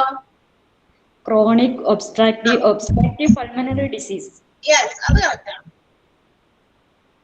യെസ്, COPD ഒക്കെ നമ്മൾ പഠിച്ചിട്ടുണ്ട്. അപ്പൊ ഇതൊക്കെ പൾമണറി ഒക്കെ പറയുമ്പോൾ നമുക്കറിയാം it's also related to lungs. ഒക്കെ ലങ് പ്രോബ്ലംസ് ആണ് കേട്ടോ. സിസ്റ്റിക് ഫൈബ്രോസിസ്, ആസ്തമ, COPD ഒക്കെ പറയുന്നതൊക്കെ ഡിസോർഡേഴ്സ് ഓഫ് അവർ ലങ്സ് ആണ്. അപ്പൊ റെസ്പിറേറ്ററി സിസ്റ്റത്തിന് മൊത്തത്തില് വേണ്ടിയിട്ടാണ് ഈ ഒരു നെബുലൈസിംഗ് സിസ്റ്റം അല്ലെങ്കിൽ അങ്ങനെ ഒരു മെഡിക്കൽ എക്യുപ്മെന്റ് ഉപയോഗിക്കുന്നത്. ഓക്കെ, അടുത്തത് ഏതാ? വായിച്ചു നോക്കിയല്ലോ അത്രയും വരെ.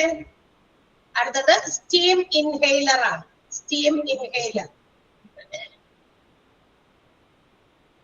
അതെന്താ? സ്റ്റീം ഇൻഹെയിലറിന്റെ പ്രത്യേകത, നമ്മൾ സാധാരണ ആവിയൊക്കെ പിടിക്കും അല്ലെ?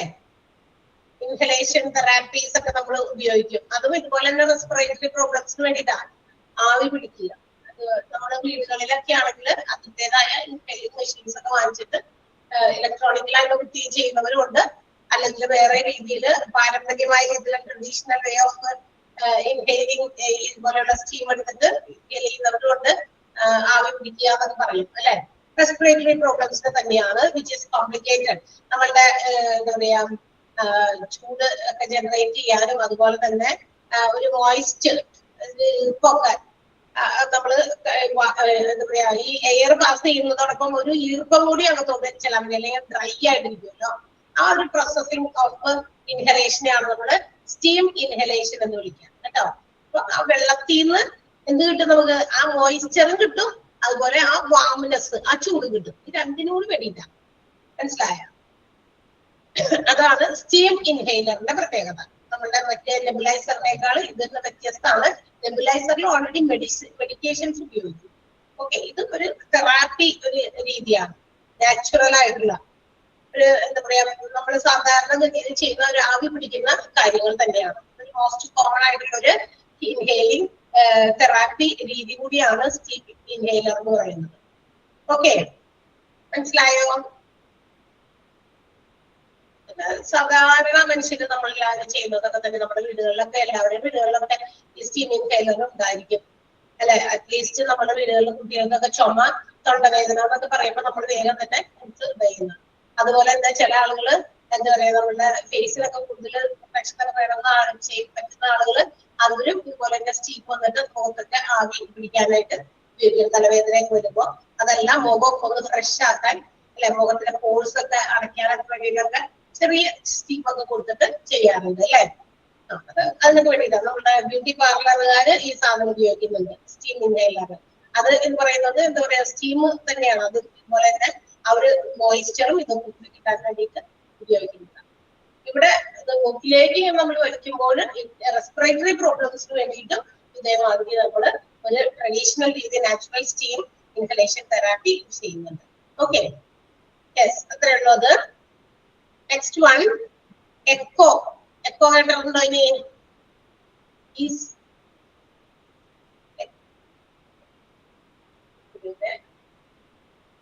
എക്കോ, എക്കോന്റെ ഫുൾ ഫോം നമ്മൾ നേരത്തെ പറഞ്ഞിട്ടുണ്ട്. എന്താ എക്കോ?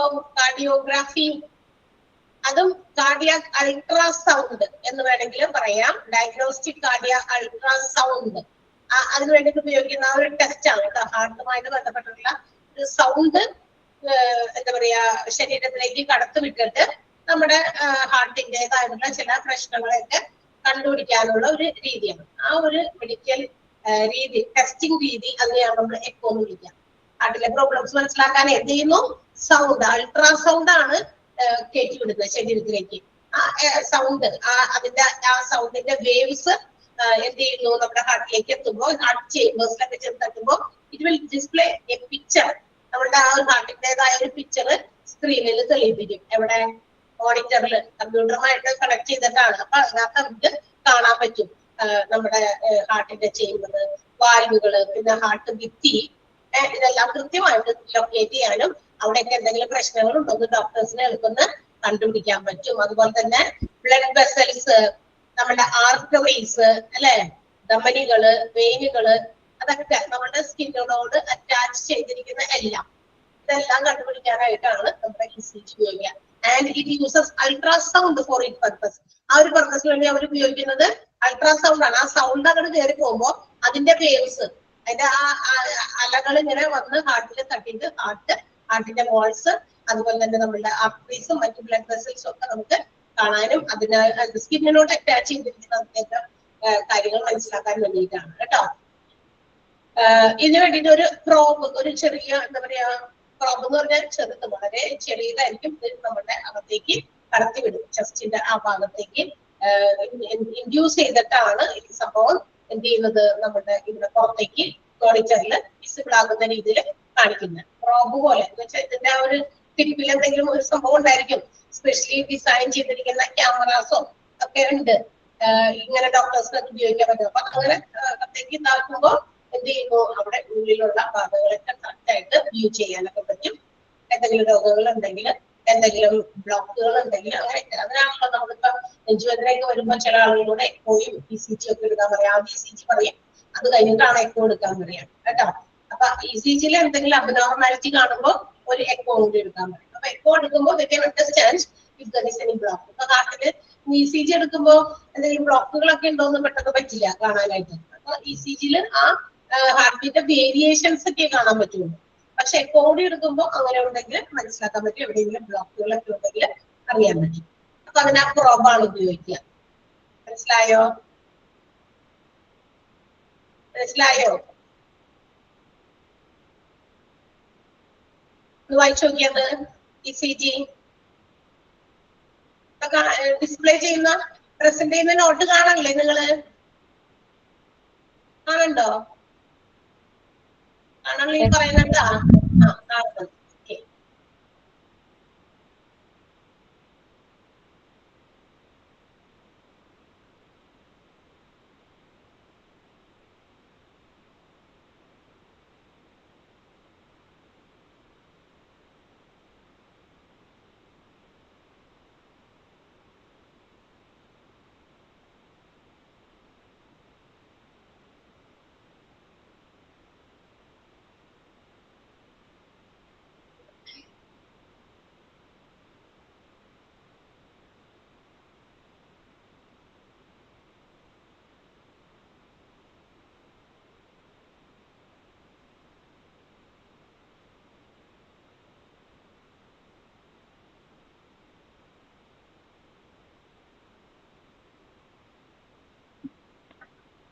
വായിച്ചോ?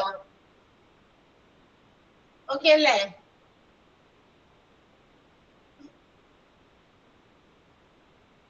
ഓക്കെ. 20ാമത്തെ വരെ എടുക്കുള്ളൂ. ഞാൻ നിർത്തി. നിങ്ങൾക്ക് ടൈം ടേബിൾ തന്നോ? ടൈം ടേബിൾ തന്നോ? എക്സാമിന്റെയോ അല്ലെങ്കിൽ അങ്ങനെ എന്തെങ്കിലും കിട്ടോ?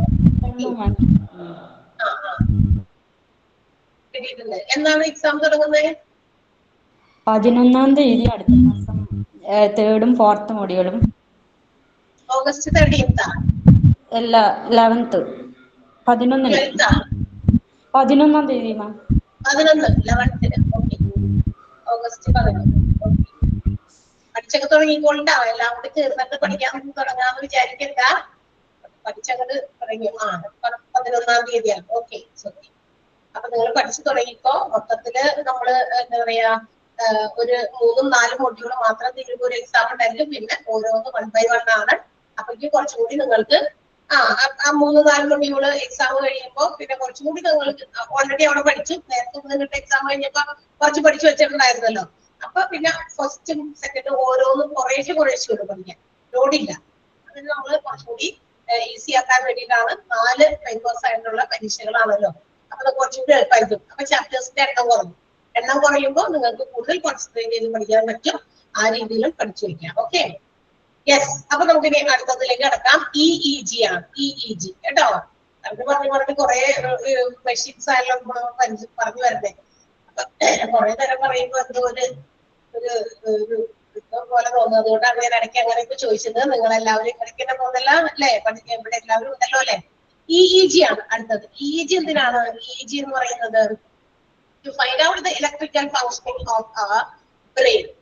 ബ്രെയിൻ ഡിസോർഡേഴ്സിന്റെ എന്തെങ്കിലുമൊക്കെ കാര്യങ്ങൾ ഇലക്ട്രിക്കലായിട്ട്, അതായത് ഇലക്ട്രിസിറ്റിയുടെ സഹായത്തോടെ ഇലക്ട്രിക്കൽ ഫങ്ഷനിങ് എത്രത്തോളം ബ്രെയിനിൽ കൃത്യമായി നടക്കുന്നു, അല്ലെങ്കിൽ അതനുസരിച്ച് ഏതെങ്കിലും തരത്തിലുള്ള ഡിസോർഡേഴ്സ് ഫേസ് ചെയ്യുന്നുണ്ടോ ഇതൊക്കെ മെഷർ ചെയ്യാനുള്ള ഒരു എക്യുപ്മെന്റ് ആണ് EEG എന്ന് പറയുന്ന മെഷീൻ കേട്ടോ. അത് എന്താ പറയാ വേരിയസ് കണ്ടീഷൻസ് ലൈക്ക് EEG എന്ന് പറയുമ്പോൾ ബ്രെയിനിന്റെ എഫക്ട് ചെയ്യുന്ന കാര്യങ്ങൾ മാത്രമല്ല, അതിനോടൊപ്പം തന്നെ ഡിസീസസ് ലൈക്ക് എപ്പിലെപ്സി, അതായത് ചില സീസർ ഡിസോർഡേഴ്സ് ഉണ്ട്. അതായത് ബ്രെയിനിന്റെ ഫങ്ഷനിങ്, അതിന്റെ ബ്രെയിനിന്റെ നാഡീവ്യൂഹങ്ങൾ കൃത്യമായ രീതിയിൽ ഫങ്ഷൻ ചെയ്യാത്തതുകൊണ്ട് ഉണ്ടാവുന്ന ചില രോഗങ്ങളുണ്ട്. എപ്പിലെപ്സി, എന്താണ് എപ്പിലെപ്സി? അപസ്മാരം എന്ന് കേട്ടില്ലേ? ഇല്ലേ? അങ്ങനെയുള്ള രോഗങ്ങൾ, അതിന്റെയൊക്കെ അതൊക്കെ ഉണ്ടോ, അല്ലെങ്കിൽ ചില നാഡീകളുടെ ഒരു കുറെ കൂട്ടമുണ്ടല്ലോ അവിടെ, അത് മുഴുവനും കറക്റ്റ് ആയിട്ട് പ്രവർത്തിച്ചിട്ടുണ്ടെങ്കിൽ ഇല്ലെങ്കിൽ ആ ബ്രെയിൻ കറക്റ്റ് ആയിട്ട് ഫങ്ഷൻ ചെയ്തില്ലെങ്കിൽ അതിന്റെ അർത്ഥം ബ്രെയിൻ ഡിസോർഡേഴ്സ് ആണെന്നാണ്. അപ്പൊ അങ്ങനെ ഉണ്ടാകുന്ന ചില ഫങ്ഷനിങ്ങിൽ ഇഫക്റ്റുകളൊക്കെ മനസ്സിലാക്കാൻ വേണ്ടി ഉപയോഗിക്കുന്ന ഒരു മെഷീനാണ് EEG എന്ന് പറയുന്നത്. അപ്പോ ഇത് എപ്പിലെപ്സി, അതുപോലെ തന്നെ ഹെഡ് ഇഞ്ചുറി, വലിയ എന്തെങ്കിലും തരത്തിലുള്ള ഇഞ്ചുറീസ്, ഇപ്പൊ എന്തെങ്കിലും സാധനങ്ങൾ വന്ന് തലയിൽ വീണതോ അല്ലെങ്കിൽ റോഡിൽ തലയടിച്ച് വീണതോ അങ്ങനെയുള്ള ഹെഡ് ഇഞ്ചുറീസ് ഒക്കെ ഉണ്ടെങ്കിൽ അതൊക്കെ മനസ്സിലാക്കാനാണ് നമ്മൾ EEG എന്ന് പറയുന്നത് ഉപയോഗിക്കുക. ഇലക്ട്രിക്കൽ ഫങ്ഷനിങ് ആണ് കേട്ടോ. അത് ബ്രെയിനിന്റെ ECG അല്ല, EEG.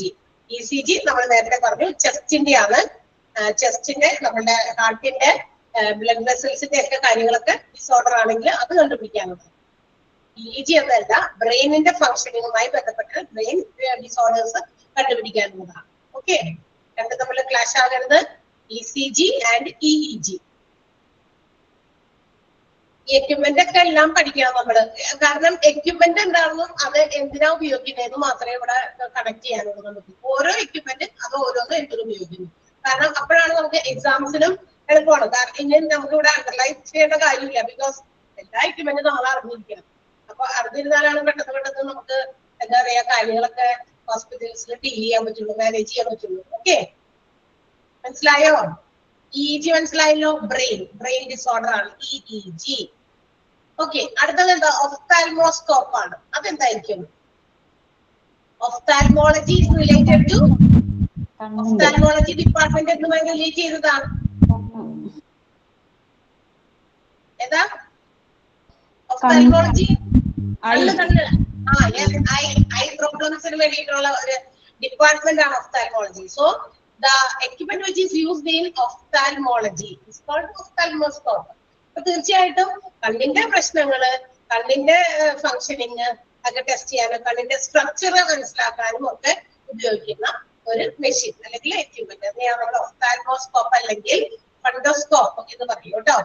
ഇത് ഐ എക്സാമിനേഷന് വേണ്ടിയിട്ടാണ് കൂടുതൽ ഉപയോഗിക്കുക. കണ്ണിന്റെ എക്സാമിൻ ചെയ്യുക, കണ്ണിന്റെ ഫിസിക്കലായിട്ടുള്ളതും കണ്ണിന്റെ സ്ട്രക്ചറും ഒക്കെ കണ്ടുപിടിക്കുക, എന്താ പറയാ, മനസ്സിലാക്കാനൊക്കെ ഉപയോഗിക്കുന്ന ഒരു സംഭവമാണ്. അതിന്റെ മുമ്പിലൊക്കെ എല്ലാവരും ഇരുന്നിട്ടില്ലേ? ഒഫ്താൽമോസ്കോപ്പിന്റെ മുമ്പിൽ ഇരിക്കാത്തവരാരെങ്കിലും ഉണ്ടാവും? ഉണ്ടാവും കേട്ടോ, ഉണ്ടാവും. ഇത് നമ്മളെല്ലാവരും ഉപയോഗിക്കണമെന്ന് നിർബന്ധമൊന്നുമില്ല. അറ്റ്ലീസ്റ്റ് ഉപയോഗിച്ചിട്ടുണ്ടാവില്ലേ എന്ന് പറയാൻ കാരണം അറ്റ്ലീസ്റ്റ് നമുക്ക് ഡ്രൈവിംഗ് ടെസ്റ്റിനൊക്കെ വേണമെങ്കിലും പോകുമ്പോഴും കണ്ണിന്റെ ടെസ്റ്റ് ചെയ്തിട്ട് അതിന്റെ റിസൾട്ട് കൊണ്ട് ചെല്ലണം വേണ്ടേ?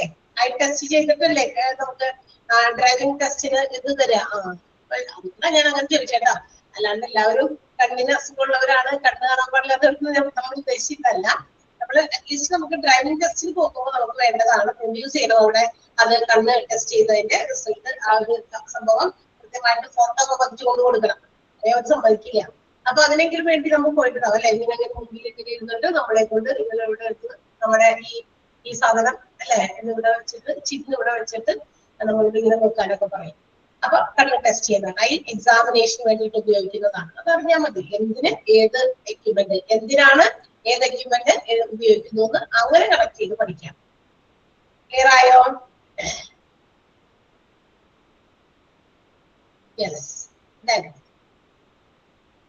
അടുത്തത് ഏതാ? Holter meter. Holter meter what is it used for? എന്തിനു വേണ്ടി ഉപയോഗിക്കുന്നതാ? It measures and records the heart's functioning. അതായത് 24 മുതൽ 48 മണിക്കൂർ വരെ എന്താ പറയാ നമ്മളുടെ ഹാർട്ട് ഫങ്ഷനിങ് എങ്ങനെയൊക്കെയാണ് കോൺസ്റ്റന്റ് ആയിട്ട്. ചില ആൾക്കാരുടെ അങ്ങനത്തെ സംഭവം നോക്കാറുണ്ട്. ECG പോലെ തന്നെ അത് കുറച്ചുകൂടി കൂടുതൽ നേരം 24 മുതൽ 48 മണിക്കൂർ വരെ കോൺസ്റ്റന്റ്ലി അവര് എങ്ങനെയാണ് അവരുടെ ഹാർട്ട് ഫങ്ഷൻ ചെയ്യുന്നത് അത് റെക്കോർഡ് ചെയ്യുന്ന ഒരു ഉപകരണം, ഒരു എന്താ പറയാ പോർട്ടബിൾ ഡിവൈസ് ആണ് ഹോൾട്ടർ മീറ്റർ എന്ന് വിളിക്കുന്നത്. ഇറ്റ് ഈസ് ഓപ്പറേറ്റഡ് ബാറ്ററി, അതൊരു ബാറ്ററിയിൽ പ്രവർത്തിക്കുന്ന സംഭവമാണ്. അത് ഇതുപോലെ തന്നെ നമ്മളിങ്ങനെ നിരന്തരം ഇങ്ങനെ മോണിറ്റർ ചെയ്ത് 4 to 48 hours വരെ ഇങ്ങനെ മോണിറ്റർ ചെയ്ത് ആണ് ഈ ഒരു സംഭവം ഉപയോഗിക്കുക. അത് ഒരു എന്താ പറയാ size of A small camera.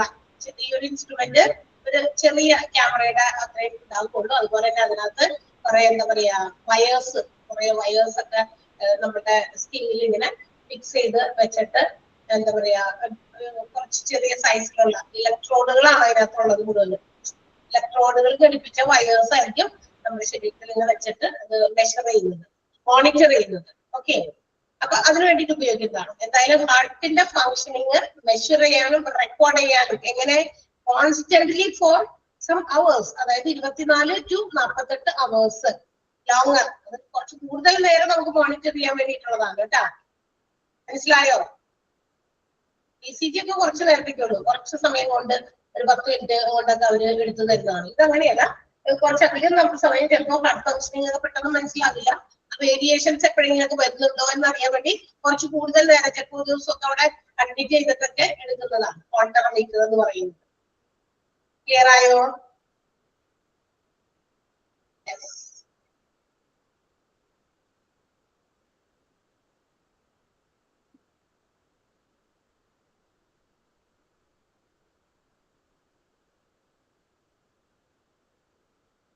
അടുത്തത് ഏതാ ഒന്നുകൂടി നമുക്ക് പറയാം. കാർഡിയാക് ടേബിൾ ആണ്. കാർഡിയാക് ടേബിൾ എന്തിനു വേണ്ടിയിട്ടായിരിക്കും? കാർഡിയാക് പേഷ്യൻസിന് വേണ്ടിയിട്ടുള്ളത് തന്നെയാണ്. അതായത് patients who are coming with cardiac conditions and also asthma, ഇങ്ങനെയുള്ളവർക്ക് വേണ്ടിയിട്ട്, ഇങ്ങനെയുള്ള പേഷ്യൻസിന് വേണ്ടിയിട്ട് ഉപയോഗിക്കുന്ന ടേബിൾ ആണ്. ഇതിനകത്ത് എന്താ പറയാ പില്ലോ ഒന്നും ഉണ്ടായിരിക്കില്ല. പില്ലോ ഇല്ലാതെ എന്താ പറയാ നമുക്ക് അവിടെ വെച്ചിട്ട് ഇങ്ങനെ എഴുതാനും അല്ലെങ്കിൽ മെയിൽസ് എടുക്കാനും ഒക്കെ പറ്റുന്ന രീതിയിലുള്ള ഒരു ടേബിൾ ആണ് എന്നാണ് പറഞ്ഞേക്കണേ. ഇതിന്റെ എന്താ പറയാ ബെഡ് സൈഡ് ടേബിളിന്റെ സൈഡിൽ ഒരു ടേബിൾ സെറ്റ് ചെയ്തിട്ടുണ്ടെങ്കിലും അവിടെ ആയിരിക്കും പില്ലോസ് ഉണ്ടാകുക. സോ അവിടെ ഇങ്ങനെ ചാരിയൊക്കെ ഇരുന്ന് എന്താ പറയാ റെസ്റ്റ് ഒക്കെ ചെയ്യാനായിട്ട് പേഷ്യൻസിന് പറ്റുന്ന രീതിയിലുള്ള സംഭവം. അതാണ് ടേബിളിന്റെ പ്രത്യേകത കേട്ടോ. ഒരു പേഷ്യന്റിന് അവര് ഹോസ്പിറ്റലൈസ്ഡ് ആകുമ്പോൾ cardiac patients or asthma patients ഒക്കെ അഡ്മിറ്റഡ് ആകുമ്പോൾ they are using such table. അവർക്ക് വേണ്ടിയിട്ടുള്ള ടേബിളാണ് കാർഡിയാക് ടേബിൾ എന്ന് പറയുന്നത്. അവർക്ക് കൃത്യമായിട്ട് ഇട്ട് കൊടുത്ത് അത്തരം പേഷ്യൻസിനെ അതിനകത്തേക്ക് കയറ്റി കിടത്തി ആണ് എന്ത് ചെയ്യുന്നത്, അവരുടേതായ കാര്യങ്ങളൊക്കെ നോക്കുക. മനസ്സിലായോ? സാധാരണ ടേബിളാണ്, പക്ഷെ ഇത് ഇത്തരം പേഷ്യൻസിന് വേണ്ടി മാത്രം നമ്മുടെ കാത്തലാബ്സിലൊക്കെയാണ് ഇത് യൂസ് ചെയ്യുക. എന്താ പറയാ ഹാർട്ടുമായിട്ട് ബന്ധപ്പെട്ടുള്ള കാര്യങ്ങളൊക്കെ നടക്കുന്ന സ്ഥലമാണല്ലോ കാത്തലാബ്. അപ്പൊ അവിടെ ആയിരിക്കും ഇത് കാണുക. ഇത്തരം ടേബിളൊക്കെ കൃത്യമായിട്ട് വെച്ച് ഇട്ടൊക്കെ കൊടുത്ത് പേഷ്യൻസിനെ അവിടെ സെക്യൂർഡ് ആക്കും. അപ്പൊ അവർക്ക് അവരുടേതായ രീതിയിൽ അവിടെ ഇരുന്നിട്ട് അവർക്ക് റെസ്റ്റ് ചെയ്യാനും ഒക്കെ വേണ്ടിയിട്ടാണ് ഉപയോഗിക്കുന്നത് കേട്ടോ. യെസ്, അപ്പൊ നമ്മളിന്ന് കാർഡിയാക് ടേബിൾ വരെ എടുക്കുന്നുള്ളൂ. അടുത്ത ഭാഗത്ത് അടുത്ത എന്താ പറയാ മെക്കാനിക്സ് അല്ലെങ്കിൽ മെഷീൻസ് അല്ലെങ്കിൽ എക്യുപ്മെന്റ്സുകൾ നമ്മൾ നെക്സ്റ്റ് ക്ലാസ്സിലായിരിക്കും എടുക്കാം. അപ്പൊ 23ാമത് തുടങ്ങി ബാക്കി നമുക്ക് എടുക്കാനും കേട്ടോ. ഇത്രയും വരെയൊക്കെ നന്നായിട്ട് വായിച്ചു നോക്കൂലേ? അല്ലെങ്കിൽ തന്നെ ഇപ്പൊ കുറച്ചധികം ആയിട്ടുണ്ട്. ഇനിയും കൂടുതൽ നമ്മൾ എടുക്കുന്നില്ല. ഇത്രയും മാക്സിമം ചെറിയ ചെറിയ കുഞ്ഞു കുഞ്ഞു കാര്യങ്ങളേ ഉള്ളൂ. അപ്പൊ ആ ഒറ്റ ഇതുമായിട്ട് കണക്ട് ചെയ്താൽ മതി. നിങ്ങൾ ഇന്ന എക്യുപ്മെന്റ് ഇന്നത് എന്തിനാണെന്ന് മാത്രം കണക്ട് ചെയ്ത് പഠിച്ചാൽ മതി. അതിൻ്റെ ഉള്ളിൽ ബാക്കിയൊന്നും നമ്മൾ അറിയണമെന്നില്ല. ഓക്കെ, അത് പിന്നീട് നിങ്ങൾക്ക് ആവശ്യമുള്ളൂ. അതുകൊണ്ടാണ് പറയുന്നത് ഇപ്പോഴത്തേക്ക് വേണ്ടി മാത്രമായിട്ട് പഠിക്കരുത്. നമ്മുടെ ഫ്യൂച്ചർ നമ്മളുടെ കയ്യിൽ ഉണ്ടാവണം. അതുകൊണ്ടാണ് അതായിരിക്കും നമ്മുടെ ലക്ഷ്യം. അതിൽ ഊന്നിയായിരിക്കണം നമ്മുടെ പഠനം. ഓക്കെ, അപ്പൊ നമ്മള് മൊത്തം 22 പഠിച്ചിട്ടുണ്ട് കേട്ടോ. ഇനി ബാക്കിയും 10-20 ഉണ്ട്. സോ അടുത്ത ക്ലാസ്സുകളിൽ നമ്മൾ എടുക്കുന്നുണ്ടായി. Okay, yes. So see you. Bye. Thank you. Thank you, ma'am. Okay, thank you. Bye. Thank you.